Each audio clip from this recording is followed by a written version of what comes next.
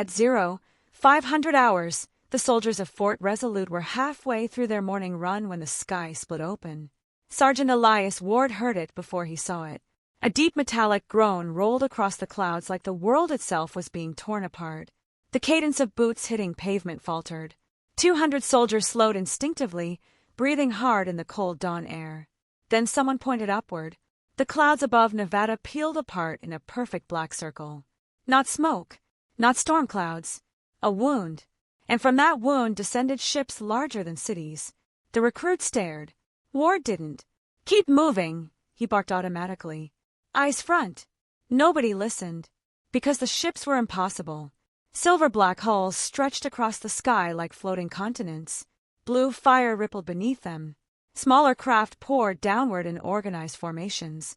The world's alarms began screaming seconds later. Phones buzzed. Emergency sirens wailed. And then the first beam hit Las Vegas. The horizon erupted white. A mushroom cloud climbed into the atmosphere. Every soldier froze. Ward felt the shockwave hit his chest, even from 80 miles away. "Oh my God," whispered Private Nolan. Then the loudspeakers across the base activated. "This is not a drill." The words repeated again and again. Inside the descending alien flagship, Commander Threxel of the Vorka Dominion watched Earth with detached amusement. Primitive. That was the official classification. No unified planetary government. No shield systems. No orbital defense grid. A divided species still obsessed with nationalism and resource disputes. Easy prey. The Galactic Assembly had predicted total conquest within 18 hours. Threxel believed it would take 12. "Resistance levels?" he asked. A four-eyed tactical officer bowed slightly. "Minimal, Commander. Planetary communications are collapsing. Their air defenses are ineffective."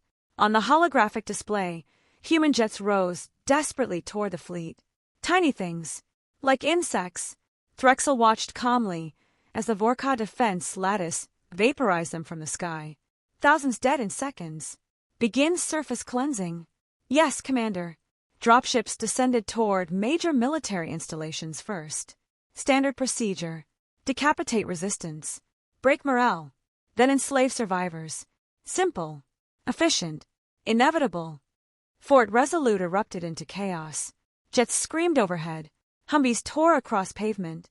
Soldiers sprinted for armories. Ward shoved magazines into his vest while explosions thundered in the distance. "Sergeant!" Lieutenant Harper ran toward him, pale-faced. "Command says these things are hitting military targets worldwide." "How bad?" Harper hesitated. "Europe's gone dark." Ward stopped loading rounds. "Gone dark? No contact. Satellite feeds show entire cities burning." Another explosion shook the base. This one much closer. The ceiling lights flickered. Then came a sound. Not explosions. Footsteps. Heavy. Rhythmic. Something massive was walking outside. The motor pool doors burst inward. Metal screamed. And the creature stepped through the smoke. 8 feet tall. Black armored skin. For glowing red eyes. A rifle fused directly into its forearm. The alien scanned the room mechanically. Then it opened fire. The first burst shredded 3 soldiers instantly. Blood sprayed across concrete. People screamed. Ward tackled Nolan behind a supply crate as plasma rounds melted steel around them. "What the hell?" I asked that. "No clue." Ward yelled back. The alien advanced steadily through gunfire. Human bullets sparked harmlessly against its armor.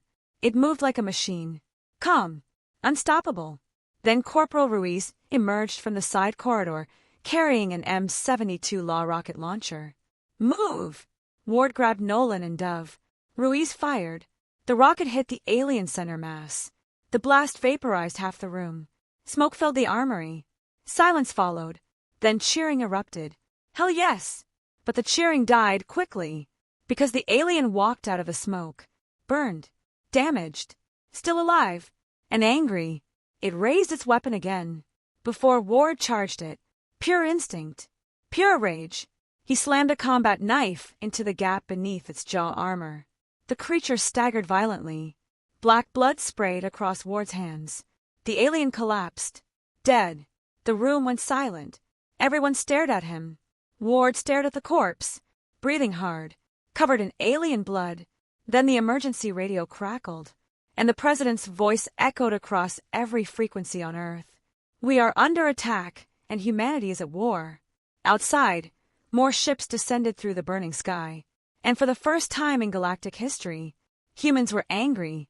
The Vorka Dominion expected surrender within hours. Instead, Earth became a nightmare. Commander Threxel stood aboard the flagship Judgment of Silence, watching reports flood across tactical displays. Entire assault squads missing. Dropships destroyed. Unexpected casualty spikes. None of it made sense. "These numbers are wrong," he hissed. The tactical officer swallowed nervously. "They've begun adapting, Commander." Threxel narrowed all four eyes. "Impossible." Primitive species panicked under invasion. They fractured, collapsed. But humans got mean. 3 days after the invasion began, Sergeant Elias Ward led 12 survivors through the ruins of Denver. The city burned endlessly. Skyscrapers lay broken like bones. Alien drones prowled overhead searching for movement. Ward crouched beside an overturned bus while Private Nolan adjusted stolen Vorka explosives. "You sure this works?" Nolan whispered. "No." "That's comforting." A convoy approached through the smoke. 2 alien walkers, 6 armored infantry, 1 massive troop carrier. Ward checked his watch. "Wait for it." Across the street, ruined storefronts suddenly exploded. Human civilians surged from underground tunnels, carrying homemade weapons. Molotov cocktails smashed against alien armor. Pipe bombs detonated beneath walkers. The Vorka formation faltered instantly. Not military. Civilians. Teachers. Construction workers. Teenagers. Fighting like demons. The aliens opened fire, and Ward's squad attacked from above. RPGs streaked downward. The first walker collapsed in flames. The second lost both legs to buried explosives. Nolan grinned wildly. They really didn't expect guerrilla warfare. "No," Ward muttered, firing into the chaos. "They expected fear." A Vorka soldier charged him through the smoke. Ward emptied half a magazine into its chest. Nothing. The alien swung a blade. Ward ducked and slammed an axe into its knee joint. The creature screamed. Nolan shoved a grenade into the exposed armor gap. Boom. Black blood painted the street. The remaining aliens retreated. The humans actually cheered. Dirty. Exhausted. Bleeding. Cheering anyway. Because for the first time since the invasion began, the invaders had run. Elsewhere in orbit, the Galactic Assembly watched in disbelief. Representatives from 37 civilizations observed live combat feats from Earth. One by one, military analysts began revising predictions. "This casualty ratio is absurd. They're still resisting without orbital superiority. How are civilians organizing this quickly?" An elderly Ketheri diplomat spoke quietly. "They evolved on a death world." The chamber fell silent. Death world species were rare. Most intelligent life emerged on stable planets with mild ecosystems. Earth was not mild. Earth had predators, diseases, natural disasters, extreme climates, and humanity had survived all of it by becoming adaptable, violent, and impossible to intimidate. The Assembly had overlooked that. Now millions were dying because of it. Commander Threxel reviewed helmet footage from a destroyed Vorka platoon. Humans swarming tanks with explosives. Humans fighting after losing limbs. Humans dragging wounded comrades through artillery fire. One clip showed a human soldier using himself as bait to lure Vorka troops into a collapsing subway tunnel. The final frame froze on the soldier smiling before detonation. Threxel felt something unfamiliar. Unease. "Why do they keep fighting?" he asked softly. The tactical officer hesitated. "They believe surrender means extinction." Threxel looked back toward Earth. Burning cities glowed across the dark side of the planet. Still fighting. Still resisting. Even now, another officer rushed into the chamber. "Commander, we intercepted human communications." "Play them." Static crackled. Then a tired human voice spoke. "They can bomb our cities." Gunfire echoed in the background. "But they still gotta come down here and fight us." More voices joined in. Laughing. Cheering. Then someone shouted, "Welcome to Earth, you sons of bitches." The transmission ended in explosions. Silence filled the bridge. And for the first time in his military career, Commander Threxel wondered if the Dominion had made a catastrophic mistake. By week 2, Earth's governments were shattered, but humanity itself was not. Military command structures dissolved into regional resistance cells. Supply lines disappeared. Satellites fell burning from orbit, and still the humans fought. What terrified the Vorka most wasn't human technology. It was human endurance. Because humans kept moving, kept marching, kept fighting long after logic said they should collapse. And nowhere was that clearer than Fort Resolute. Inside a ruined underground gymnasium beneath the base, Sergeant Elias Ward stood before 50 exhausted survivors. Some wore scavenged armor. Others still wore bloodstained PT shirts. Nobody looked ready for war. That was the point. Ward pointed at the obstacle course improvised from wreckage and twisted steel. Again, groans filled the room. Private Nolan nearly collapsed. "Sergeant, we fought aliens all night. And they'll still be there tomorrow," Ward replied coldly. A woman from the National Guard glared at him. "You're insane." Ward nodded. "Probably." Then he grabbed a weighted pack. "Move!" They ran. Not because they wanted to. Because humans had always trained while tired, cold, hungry, broken. PT wasn't exercise anymore. It was survival doctrine. Run until your lungs burn. Fight while exhausted. Carry others when your body quits. The Vorka couldn't understand it. Their soldiers relied heavily on armor support and battlefield calculations. Efficiency mattered above all else. Humans ignored efficiency. Humans weaponized stubbornness. 3 days later, a Vorka battalion cornered Ward's unit inside the ruins of Colorado Springs. Alien commanders calculated the humans would surrender within 40 minutes. No food, no ammunition, no escape. Instead, the humans charged downhill directly into them. Screaming, laughing, covered in mud and blood, the Vorka line broke in confusion. "What are they doing?" shouted one alien officer. Ward sprinted through plasma fire, carrying a stolen alien blade. Beside him, Nolan dragged a wounded Marine while firing blindly one-handed.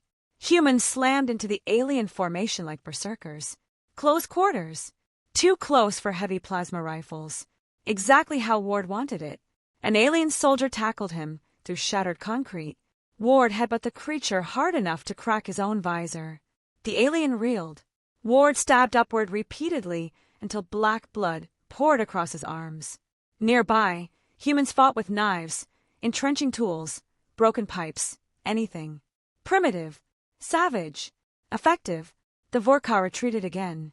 Another impossible human victory. Commander Threxel watched the battle footage in horror. They attacked while starving? Yes, Commander. Without ammunition? Yes.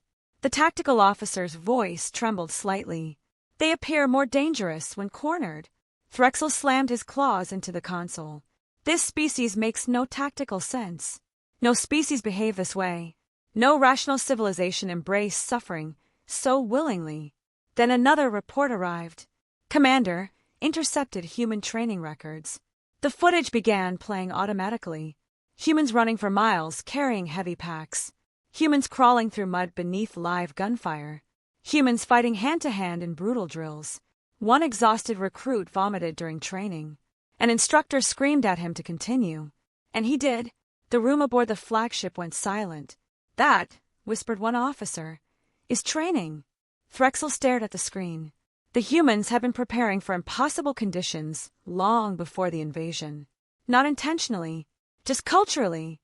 Their soldiers normalized pain, normalized exhaustion, normalized chaos. The Dominion hadn't invaded a peaceful species. They had invaded persistence itself. That night, Sergeant Ward received a transmission from orbit. Unexpected. Alien. The holographic image flickered weakly. Commander Threxel appeared. The human soldiers immediately raised weapons. Ward stepped forward cautiously. "You here to surrender?" Threxel ignored the remark. "Why do your people continue resisting?" Ward laughed tiredly. "You killed billions." "Yes. Resistance is therefore irrational." Ward looked around at his exhausted fighters. Some wounded, some barely standing, still ready. Then he faced the alien commander again. "You think humans fight because we think we'll win." He shook his head slowly. "That's not why." "Then why?" Ward's voice became ice. Because you showed up on our planet and started hurting our people. Silence. Then Ward leaned closer to the transmission. And now it's personal. The transmission ended. Aboard the flagship, Commander Threxel felt fear for the first time in his existence. Because he finally understood, the humans were no longer defending Earth. They were hunting the invaders. 31 days after the invasion began, humanity struck back. Not on Earth. In orbit, the Vorkov fleet detected the vessel too late. It emerged from the debris field of Earth's shattered moon, escorting dozens of stolen alien frigates. A crude transmission blasted across every channel. This is the United Human Resistance.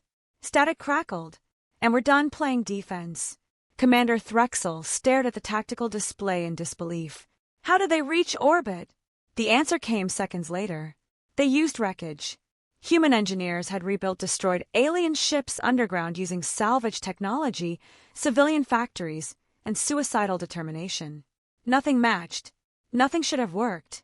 But it did, because humans didn't care if something was elegant. Only if it functioned. The human fleet accelerated directly toward the Dominion Armada. And leading it was Sergeant Elias Ward. Inside the captured Vorkov cruiser Retribution, warning alarms screamed constantly. The ship was barely holding together. Half the controls were relabeled with duct tape and spray paint. A coffee machine somehow powered part of the targeting system. Private Nolan grinned from the weapons station. This thing is a war crime. Ward loaded a rifle calmly. So are they. Behind them, resistance fighters from 23 nations prepared for boarding combat. Former enemies, now united. Americans beside Chinese soldiers. Russians beside Ukrainians. Indians beside Pakistanis. The invasion had done the impossible. It made humanity one species. Enemy fleet moving to intercept, shouted an operator. Ward stood. Good. The first exchange lit space itself on fire. Human ships rammed directly into Vorkov destroyers. Explosive drones made from civilian mining equipment tore through shields. One hijacked cargo freighter detonated inside a Dominion carrier. The blast split the vessel in half. Chaos spread through the alien fleet. Humans ignored conventional tactics completely. Every move was unpredictable. Aggressive. Mad. Boarding pods slammed into the flagship judgment of silence. Ward led the breach personally. The corridor erupted into brutal close combat. Plasma fire scorched metal walls. Humans advanced through smoke, screaming battle cries in dozens of languages. A Vorkov soldier impaled a Marine. The Marine pulled the alien closer and detonated both with a grenade. Ward pushed deeper toward the command chamber. Bodies littered the halls. Human. Alien. No difference anymore. Only war. Commander Threxel waited inside the bridge as explosions thundered closer. His officers looked terrified. Commander, one whispered, we should retreat. Threxel stared at Earth through the viewport. Burning. Defiant. Unbroken. No, he said quietly. The bridge doors exploded inward. Ward emerged through smoke carrying an alien rifle in one hand and a bloodied combat knife in the other. Behind him stood exhausted human survivors. Threxel studied the man carefully. Bruised. Bleeding. One eye swollen shut. Still advancing. You, Threxel said softly. Ward pointed the rifle. It's over. Threxel almost laughed. You truly believe your species can win? Ward glanced back toward Earth, then toward the human fleet, still fighting beyond the viewport. We already did. The alien commander frowned. You misunderstand. Even if you destroy this fleet, others will come. The Dominion spans galaxies. Ward's expression hardened. Then they can come too. The bridge fell silent. Because he meant it. Every word. Threxel finally understood the true danger humanity represented. Not strength. Not technology. Will. A species that refused surrender under any circumstance could spread endlessly through the stars. And eventually, conquer them. Threxel lowered his weapon slowly. For the first time in Dominion history, an alien commander surrendered to humans. The war officially ended 72 days after the invasion began. Not because Earth was conquered, because the Vorkov Dominion collapsed under the psychological weight of humanity. News of the invasion spread across the galaxy like wildfire. The unstoppable Dominion fleet, the Empire feared for centuries, had been defeated by a fractured species that still argued online about pineapple pizza. No civilization could process it. Military analysts studied battle footage obsessively. Human soldiers charging tanks with explosives. Civilians fighting with homemade weapons. Pilots crashing burning ships into enemy carriers while laughing over comms. And strangest of all, the training footage. The galaxy became horrified by something called physical training. Your soldiers suffer voluntarily before battle, one diplomat asked. Ward shrugged. Builds character. The alien nearly fainted. Months later, Earth remained scarred but alive. Cities rebuilt slowly. Mass graves stretched across continents. Billions were gone, but humanity endured. Commander Threxel sat inside a prison chamber overlooking rebuilt ruins in New York. Not shackled, not tortured, humanity treated prisoners differently than the Dominion expected. Another thing they couldn't understand. Ward visited often. The two enemies had developed something dangerously close to mutual respect. You could have escaped weeks ago, Ward said one evening. Threxel glanced sideways. I know. Then why stay? The alien watched human workers rebuilding skyscrapers outside. Children played near collapsed alien wreckage. Life continuing despite everything. You are unlike any species we have encountered, Threxel admitted. Ward smirked faintly. Yeah, we hear that a lot. Threxel studied him carefully. When we first arrived, we believed humanity weak because your world was divided. Ward sat beside the window. We are divided. Then why unite so completely during war? Ward was quiet for a moment. Then he answered. Because humans fight each other all the time. He looked directly at the alien commander. But if someone from outside hurts one of us, a faint smile crossed his scarred face. They hurt all of us. Threxel understood then. The galaxy had mistaken human division for fragility. In reality, humanity's chaos made them adaptable. Dangerous. Impossible to dominate. 1 year later, representatives from the Galactic Assembly arrived on Earth for first contact negotiations. Not conquest. Diplomacy. Earth's defense fleet now orbited the planet proudly, rebuilt using both human and alien technology. At the ceremony, an elderly alien ambassador addressed the assembly nervously. We welcome humanity into the galactic community. Thousands watched silently. Then the ambassador hesitated before adding, peacefully. The crowd laughed. Even Ward, especially Ward, because the galaxy had finally learned the lesson carved into the ruins of Earth. Humans were not the strongest species, nor the smartest, nor the most advanced, but they possessed one terrifying trait no empire could defeat. When pushed to the edge, humans pushed back harder.